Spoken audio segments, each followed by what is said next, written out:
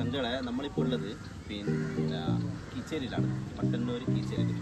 ഇവിടുത്തെ മെയിൻ എന്താണെന്ന് വെച്ചാൽ ഫുഡ്, അതായത് കല്ലുമ്മക്കായ് പൊരിച്ച് കഴിക്കാൻ വേണ്ടി വന്നതാണ്.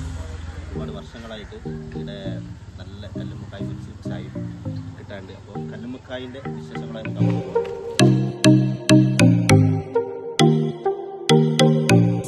ഇതാണ് നമ്മളെ കീച്ചേരിയിലെ കല്ലുമ്മക്കായ്.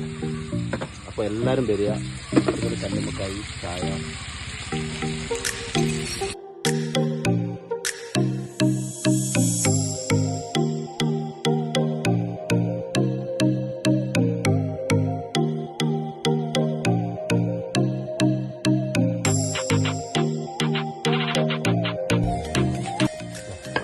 നല്ല ചൂടുണ്ട്,